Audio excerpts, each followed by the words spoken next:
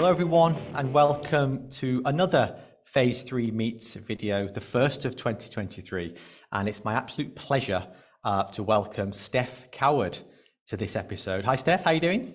Oh, great. Thanks, Asad. And a huge thanks to you and the team at Phase 3 for inviting me to your Phase 3 meets. Absolutely delighted to be here. The pleasure is all ours, believe me. For those of you who don't know Steph, Steph is currently the Managing Director for the HCM division over at Iris. Iris, of course, being one of the largest software groups in the UK.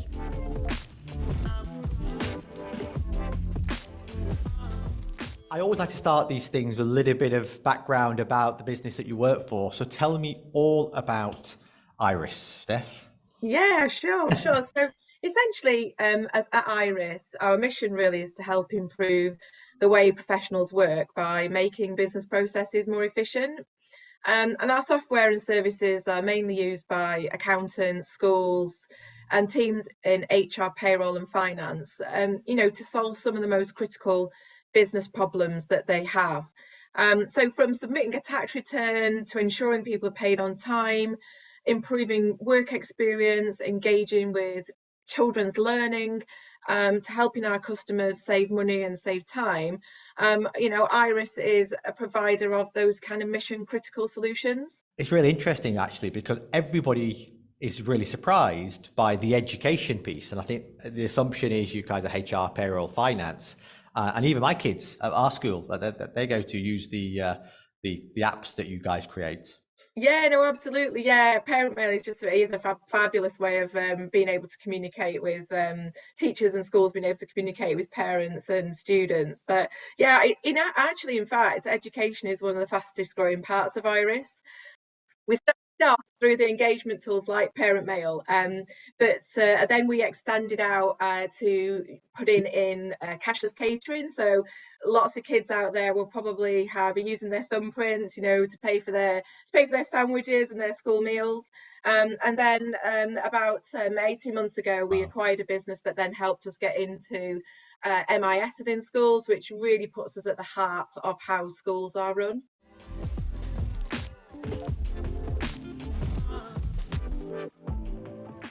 Congratulations to you, because obviously I say recently, it wasn't that recent actually, but became managing director of the HCM division. And I'm really interested in people's stories, and the journeys that people have been on. So maybe just a little bit about how you became MD for one of the largest software groups in the UK, because I think that's a fantastic achievement. Well, thanks, Asad. Yeah, and I became MD back in April of 2022, so I'm about 8 to 9 months in now. But yeah, a little bit about me. So I'm from Manchester. It's probably pretty obvious Yay! from my accent. You can take the girl out of Manchester, but you can never take Manchester out of the girl. So, and I'm very proud to be a Mancunian. So I grew up. I'm the eldest of 4 sisters, so that was quite a noisy, busy household. I went to uni in Manchester, so I didn't go that far, but I did live out in halls, and I had all that fantastic experience that you get. And Manchester's a fabulous city for being a student. Absolutely. And then when I left uni, I was a bit like a lot of students. I think I thought, oh, I'm not really sure what to do with myself now. I'd kind of had this focus about getting to uni, and I hadn't really thought about what I might do once I'd actually finished. And I was kind of in the summer holidays. I had a job actually at the university. They had a language school, and I bumped into a French girl who was doing a year out in the UK, in Manchester, before going to university. We got chatting, and she said, what are you planning to do next year? And I did my usual, I don't know, I plan to go travelling, I'm not sure, a little bit of that. And she said, well, how about coming to France? And I thought, oh, okay, that sounds good. She said, my mum is the headmistress of a school, a primary school, and every year they have someone, an English person, go over and help the kids learn English. We haven't got anyone for this year. What do you think? Okay. I thought, yeah, all right, got nothing better to do. That sounds good. I'll go. So literally, I had a phone call with her mother, who didn't speak English. And I had done, like, this shows how old I am, O-level French. So it was a little bit, I could say hello and my name is Steph, and that was about it. So very odd, strange conversation. And then I hopped on a plane a couple of weeks later and landed in this tiny village in the sort of southwest of France. I spent a year there working in a school. I had such a fantastic time. I did all sorts of little jobs. I used to babysit for people. I used to help people do English. I went on all sorts of different trips around France with various folks in the village. And yeah, it was really great. It was such a great learning experience because I'm quite an outgoing, Yeah. talkative person, and I probably spent about 3 or 4 months not saying anything because I had no idea what people were saying or what I should say back. So it was a real one of those, life experiences. And this And was then, your early 20s. yeah, this is when I was Yeah. 22 Yeah. when I got back, and I thought, well, okay, I probably should now get a proper job. And so I kind of had a look at kind of postgraduate sort of opportunities, and then I landed a job. It's going to sound very strange, this, with a part of Glasgow University called the Scottish Agricultural College, and the job there was to be a lecturer in business studies. And so there were loads and loads of kids doing kind of travel and tourism, agriculture, all sorts of kind of subjects like that. And I was like, as they called it, and chips. I was the and business Right. part of that. So that again, interesting. I was up there. I moved. I relocated from Manchester up to Ayr, which is just south of Glasgow.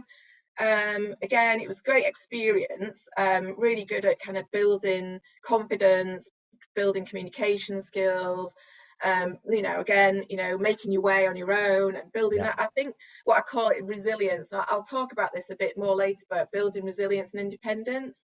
But after a couple of years, I thought I feel a bit of a fraud here because I'm talking about business studies, but I've never been in business.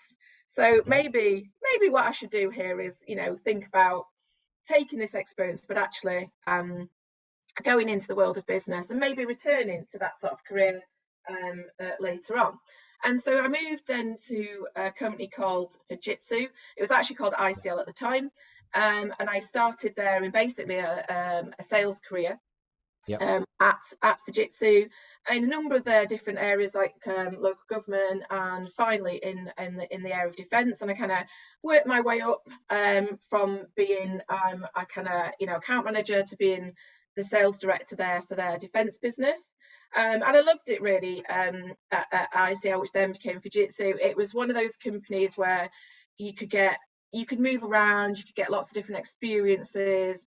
It was a great learning organisation, so there were lots of opportunities to do different courses, get a mentor, and just be able to build your knowledge of business and be able to develop in that sort of career. And then I suppose after that, then I was there about 7 or 8 years, Okay. and then an opportunity came up with a company called Capita, which I think everyone probably knows very well, and it was an opportunity to kind of, I suppose, step into a different type of organisation. It was the first opportunity I had as well to move out of kind of it was so Fujitsu is very much infrastructure technology, and this was a move into software. So this is my first foray into the world of software. And so I joined Capita, and I still can't believe when I say this to people, I was there 17 years. 17 years. 17 My years, goodness. I know. And people often Various go, roles, I assume, in those 17 years, and kind of slowly working your way up that ladder. yeah, that's it. So again, I kind of moved across in a sales role, and I was a sales director in that business for a couple of years. And then, I really, thinking back to my uni days and my time at the university, I'd always wanted to become more of a general manager. Sales was a way to get into business, and it is a fantastic way It is, for yeah. you to learn your trade. Is getting at the sharp end Yeah. and be in sales.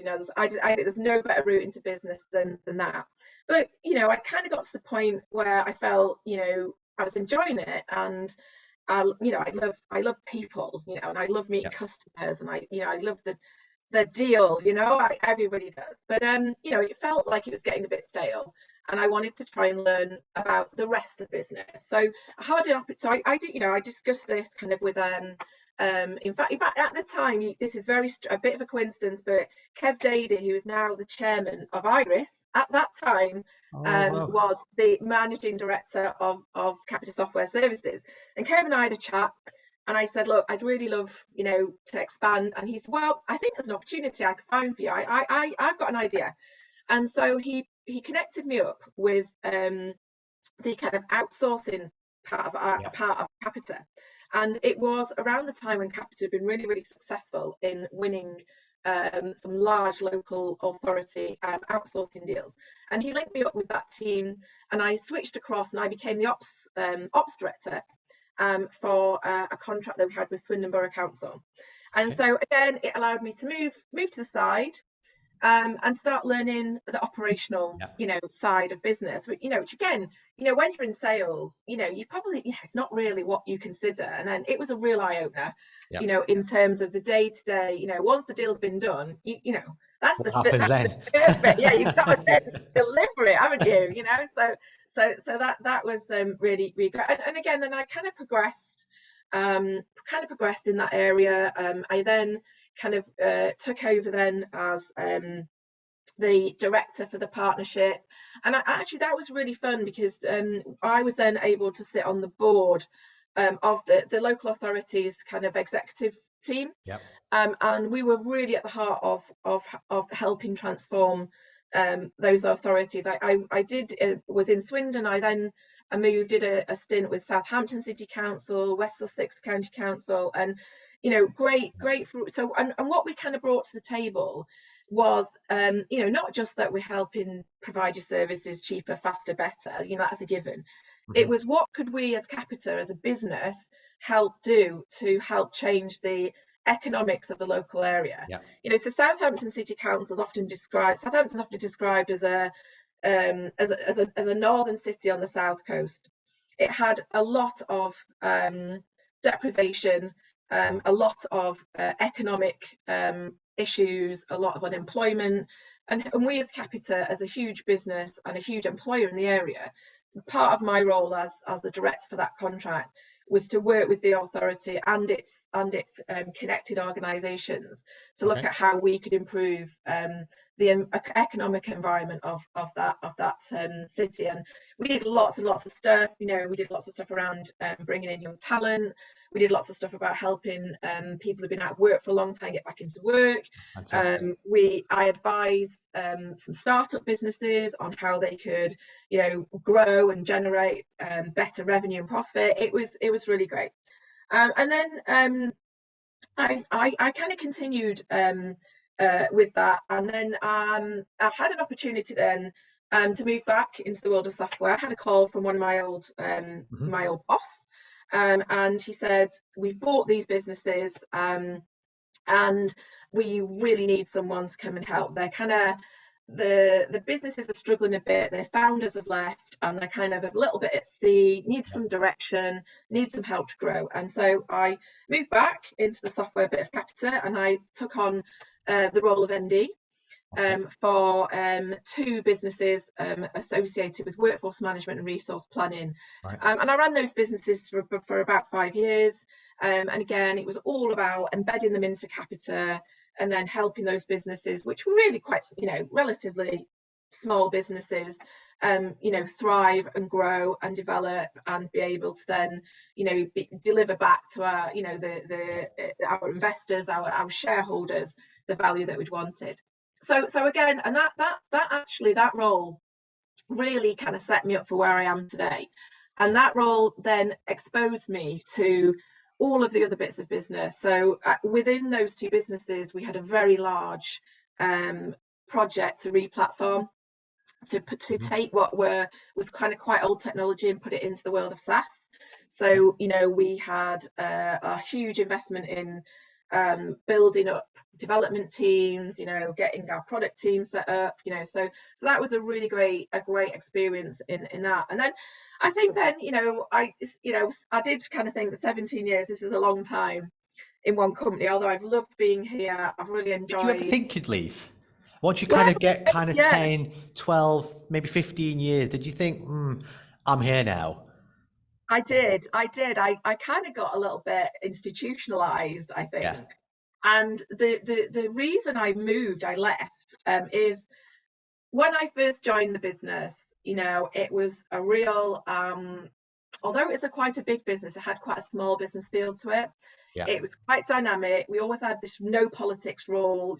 We just were like, we all win together or we all lose together. Yeah. And we just had this real like family dynamic. And I Mhm. have to say, as Capita grew and grew and grew, and I think, this is just, I think, what happens in these large organizations. You've become more and more disconnected Yeah.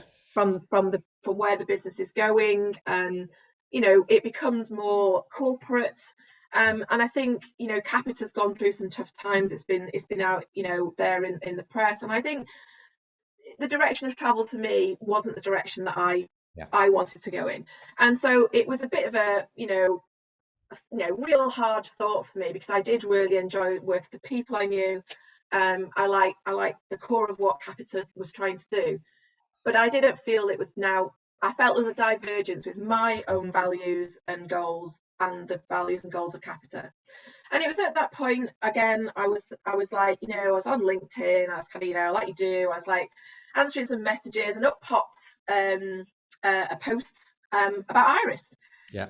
And there are a couple of my colleagues that had left Capita to go to Iris, and I thought, oh, reading the posts and kind of reading the vibe and understanding the mission, I thought, God, this really sounds like my first days in Capita. This really sounds like Yeah. how that, we're all in it together. Yes, we're a business, but we're there. We really want to help our customers, Mhm. help their businesses grow. And I really got that vibe. And so, yeah, I contacted a couple of people I knew, went through the interview process. And I actually, when I joined, the although I wanted an MD role, that wasn't available Okay. at the time. And so I took a risk, and I actually took a step back in my career. I Mhm. took a step back and I took on the role of professional services director. Yeah. And I thought, I'm gonna do it. I'm gonna give it a go. I can really see that Iris is a great business. It's growing Yeah. rapidly. There will be opportunities, and I jumped.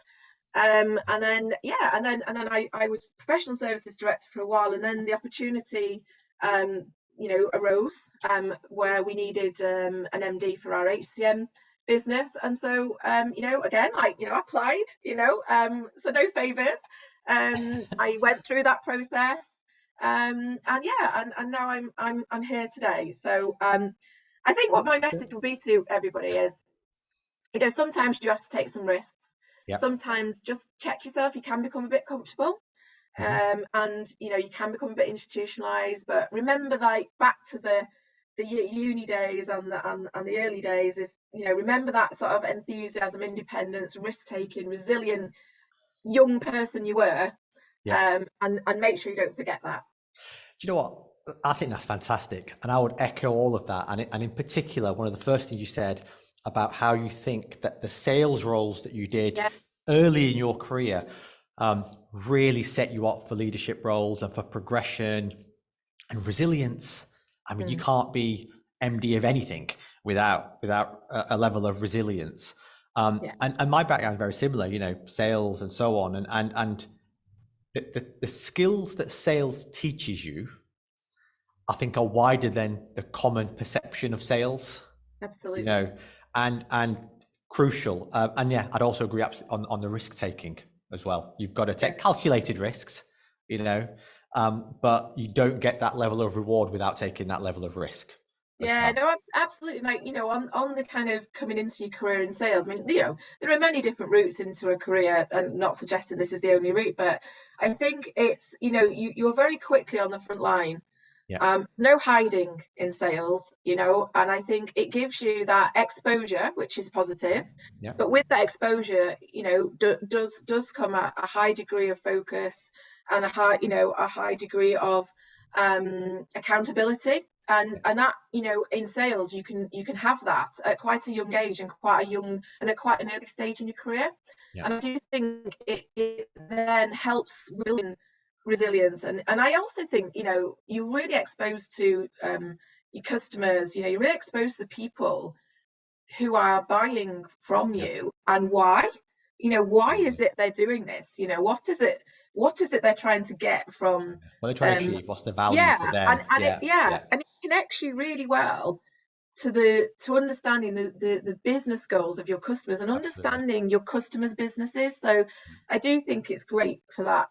I don't think there's a one size fits all, as you said, but I think, again, and both of us speaking from our own personal experience, that the sales approach is fantastic, because the reality is you're always selling. You're always selling something to somebody in business, whatever that may be. So flipping back quickly to the leadership, you're now obviously a leader, as you have been for the last few years, and along with that comes a lot of pressures. Now, we've talked about resilience and kind of your youthful days and how you've learned from sales and other kind of environments, even going off to live somewhere else when you were, in Glasgow and just outside of Glasgow. What advice would you give to any kind of budding leader? Because again, like the sales route we've just discussed, there isn't this is the route you take. But in terms of being able to prepare yourself for the pressures and the issues and the headaches that you have in a leadership role, what advice would you give someone in terms of dealing with that? Yeah, no, absolutely. So a couple of things for me, and I think one is it's really important to be self-aware.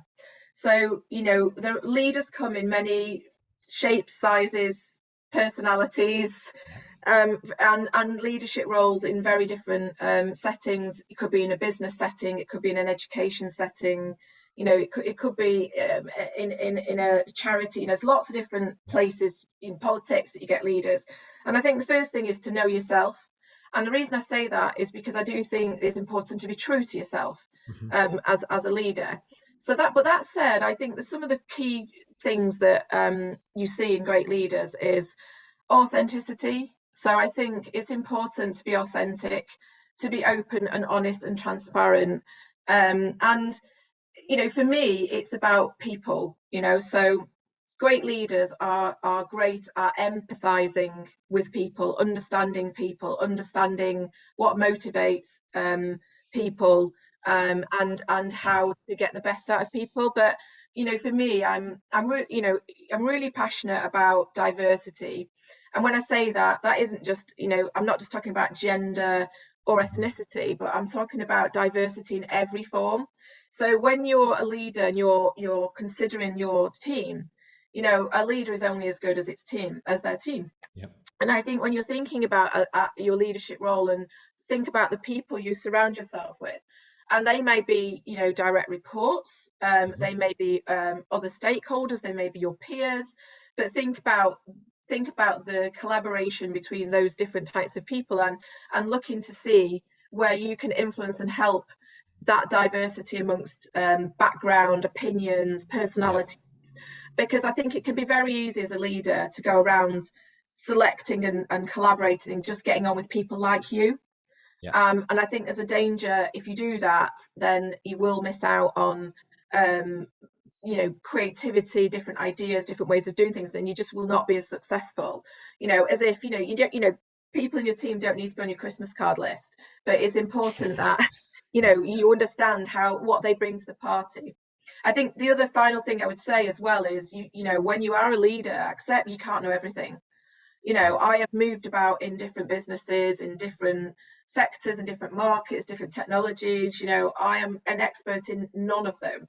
I appreciate what these solutions to systems do for our customers, but I am not an expert. My expertise is in leadership and management. Our general manager, my expertise is not in writing code or putting infrastructures together, or even nowadays in the best way to sell an HCM solution, right? That I have got teams who are very competent and capable and expert at that. And it's important to let those people flourish and provide the expertise to you without thinking you have to know everything. You know what, that last bit about your team and your people and not needing to know everything, I think that's absolutely crucial.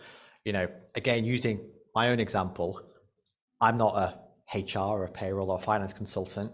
I never have been. My background, as I mentioned before, was sales, but I have people in the business who are better than me at marketing, at finance, at delivery, at sales, at every business function, and it works. Yeah. You don't need to know, or you can't, can you? I mean, one thing being a company the size of Face 3 is another company the size of Irish. We're kind of poles apart there. But I think that's really, really good advice, because I think a lot of people, maybe younger people watching this would think they need to know everything. Yeah. And you get to a stage where it's impossible. Yeah. That's the reality. It absolutely is. And I think the other thing that I suppose I perhaps should have mentioned is you need to develop the ability to trust and go with your instincts on people, because you will get to a point where it's simply not possible for you to know the ins and outs of everything that's going on. So you just really have to trust your trust in yourself, that you have got the right team, the best team, and trust your team to make the right choice and give them the, empower them to do that. And don't be frightened as well that if you think, hang on, I've inherited a team or I've inherited something that's not right, don't be afraid to change it. And I've had many difficult conversations over my career, either with customers or peers, or with people who have been in my team. And I always have my one overriding thing that I always say to people is to be respectful. So you can have a difficult conversation, but be respectful. Because everybody has skills and talents, and it's important as a leader you make sure that a key thing for you is to make sure the people you put into roles are roles that they're put in that they can shine in, because if they can't, then that's on you as a leader, that you've not done your job well.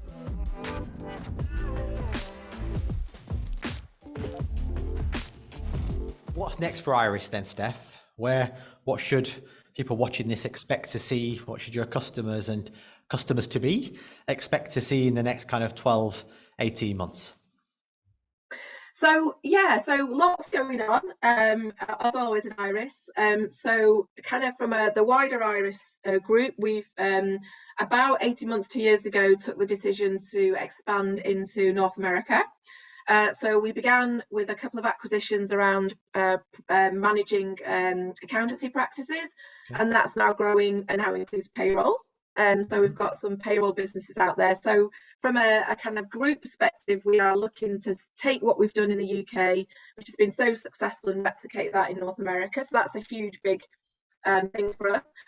We're also moving rapidly around our technology platforms to ensuring that we are a cloud first vendor. So we have inherited through acquisition a number of legacy platforms, and we've got a big piece of work now moving all of those into the cloud and re-platforming. So we've got that opportunity to offer our customers the opportunity to take a SaaS solution from us. And I suppose then looking at it from a kind of an HCM view, parochially from my part of the business, our focus at the moment absolutely is on expanding our portfolio.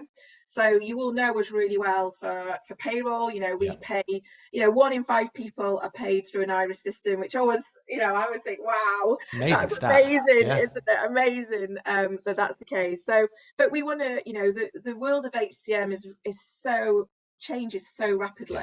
That now, if you ask someone what is HCM, then you will be hearing people talk more about not just the core HR payroll, but about employee engagement, talent management, workforce management, resource planning.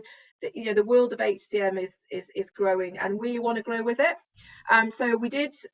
We bought a company called Networks in October last year, and that's helping us on our journey now to extending out our solution portfolio. So that gives us an applicant tracking recruitment services business, and we're going forward as well. We launched our marketplace, which is where we're bringing in kind of trusted third parties to be able to integrate with our core Iris software to give our customers the ability to access learning platform, employee benefits, employee engagement platforms. So that's a big focus for us. And then I think the final piece of it then is our customer adoptions program. So we've got about 40,000 customers in my part of the business, and we're working closely with those customers, helping them move onto our cloud platforms, Yep. which isn't, it sounds like it's a technology rationale, but it isn't actually. The reason for it is to help those customers in terms of reducing risk around technology obsolescence, reducing risk around security, and also, these are mission critical systems. Payroll, you can't get it wrong, right? It's just can't get wrong. And so we're trying to work. We want to work with our customers to ensure that it never goes wrong, and that they can be reassured that the platforms that they're using are resilient, robust, and also allow them then to integrate into other corporate infrastructure platforms that they've got in their business. So for us, that integration, out from our core Iris products, to allow to transfer data out to other systems that companies have, is also really, really important for us. So that's a lot going on at the moment. A lot, as always, and I'm sure many businesses would have the same story. And I think the coming out of the pandemic, certainly there was a big boom in the world of HCM. I think it was an eye-opener for a lot of businesses around how they managed their people. We then had lots of people deciding to take the opportunity to change roles, move companies. It's been, we had a stat I heard as well, where there were more vacancies than people who were unemployed. I mean, just craziness, kind, doesn't it? So the world of work, the world of business has had a lot of turmoil and change, but always with these things, I think it will be for the better. And we as a provider of HCM solutions just want to try and encourage and work with our customers to help them deal with and manage and take the benefit of those changes. Well, I, for one, I'm really looking forward to continuing to follow your journey, Iris's journey. I think it's fantastic. I know you have some fantastic people there as well. So if anyone wants to get in touch with you, get on LinkedIn, follow Steph, connect with Steph, follow Iris, and you can get any information you need.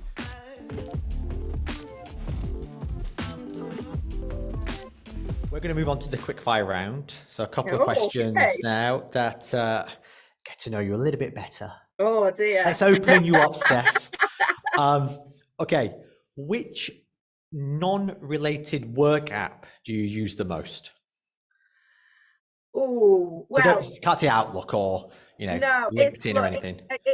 Look, I'm so boring. It's Facebook, and my kids. Okay. My kids are horrified, and so my 13-year-old... That you're still using Facebook? We're still using Facebook because it's for old people, and my 13-year-old son has been on a mission to help me understand and know how to use Snapchat.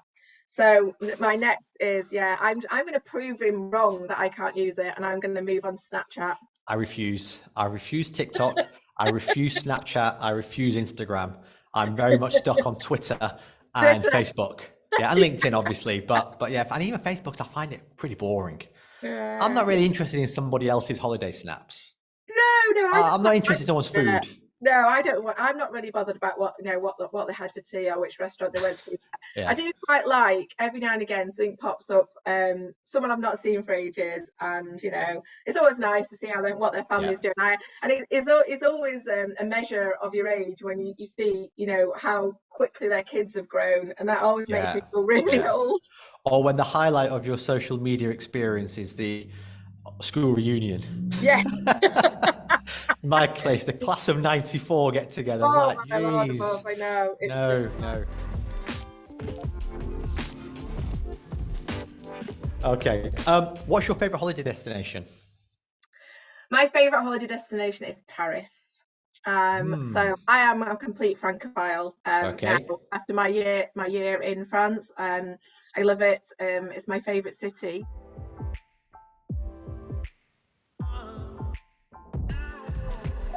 Well, no, I was going to say that my husband and I and the kids have got into cruising, which I know people kind of will roll their eyes at, but it's so brilliant for seeing so many different places. So we went on a cruise in the summer and we went around the kind of Greek islands and Croatia, and I would recommend it to Yeah. anyone. It was the most beautiful places. But yeah, what's the wackiest thing I've ever done? Well, do you know what? Actually, probably it's something I've done quite recently. Okay. So without giving away my age, but giving it away, is I had a very, very big birthday about two about 2 years ago, So you've and just totally given away your age, by the giving way. it away, and I thought, right, I need to do something different. I've always enjoyed sports and activities, Yeah. but never really stuck to one. And then my youngest son had decided he wanted to get into horse riding. And so Okay. I'd taken him a few times, and I thought, right, I'm going to learn to ride. And my husband was horrified. My older sons were just disgusted and thinking, no way, mum, like Yeah. that's like such dangerous sport. You can hurt yourself. Like, no, I'm going to do it. And so I did, and I have been in A&E twice as a result of it. But I am I am determined. I am determined. Anything serious stuff or just like No, a? no, no, no. Just a few bruises and Okay. more embarrassment, I think, than anything else. So yeah, so I've taken up horse riding and I love it. It's great to be outdoors. My youngest son and I do it together because my older two boys were That's always nice, isn't it? Yeah. they were always into rugby and football, and I couldn't really pull on a Yeah. rugby shirt and jump on the pitch. So I was always the mum on the side, not really knowing and understanding what was going on. So yeah, so that's probably the wackiest thing that I've done and continue to do. That's a great story. I love that. I love that you could do it with a sport that you can do with one of your kids. You know, Yeah, you could it with the others. And who says there's no age limit for this kind of stuff, is there? You know, I've seen. Do you see that sometimes you see a London Marathon, like an 80-year-old yeah. completing it or jumping out of a plane or whatever? Absolutely, go for it. Why Kind of not? stuff. Okay, what was your favourite subject at school? My favourite subject at school. That's a tough one Are you going to say actually. French? No, I hated French. I hated French. I hated languages. English literature, probably. English lit. I Yeah. liked English in general, English literature. And then when I went to uni, I actually I really enjoyed the kind of psychology and sociology elements of my course. Okay. So I did management science, and as part of that, we did psychology of work Yeah. sociology, and yeah, I really love the human condition, and you could probably tell from all the things I've been saying. I really enjoy working with people and getting to know people, understanding what Yeah. makes them tick. So yeah, I'd say if I was to choose a subject now, because they didn't, it's like you couldn't do psychology when Yeah. wasn't a subject you could do when I was at school. But I think probably nowadays you can, and then certainly that probably would have been my favourite. Okay. Cool. And then final question: what are you most passionate about? What am I most passionate about? Well, I think probably I'd say I'm really passionate. If you take it in a business context, I'm really passionate about helping people develop, their careers and be the best that they can be. I really keen to help people understand, what they're really, really good at and what where they can grow and develop, and helping them get to a place where they can shine. And I think I said earlier, I'm really passionate about diversity. Yeah. So I'm always keen to ensure that, some of the unconscious bias that we have around, and some of the stereotypes, that we try and break those down, and we just see people as people, as an individual.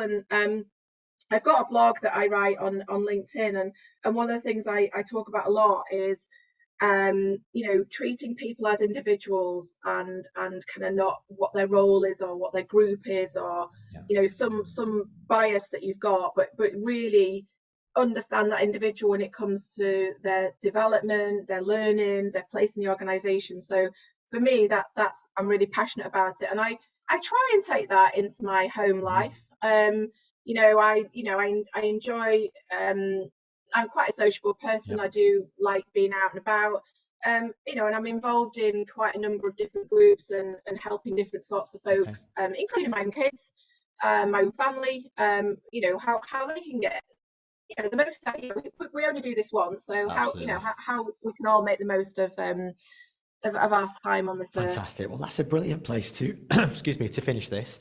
Thank you so much, Steph, for your time. I know you're mad busy, but it's great. I think this is the first video we've done with the Mancunian as well. Oh my So goodness. Well, hopefully there'll be more, many more of elevates the them. But no, status straight away, doesn't it? So no, I should say so, but no, it's been my absolute pleasure. Thank you. You know, it's been my I was very keen to spend some time here. It's you know, for me it's a passion of mine to, you know, you guys, we've worked together for a while now, and I really admire what you guys do. And you know, delighted. Hopefully some of what I've said has been of use to your audience. I'm sure a lot of it will have been. So thank you very much, Steph, and yeah, we'll catch up again soon. Pleasure. Take care. Goodbye. Bye.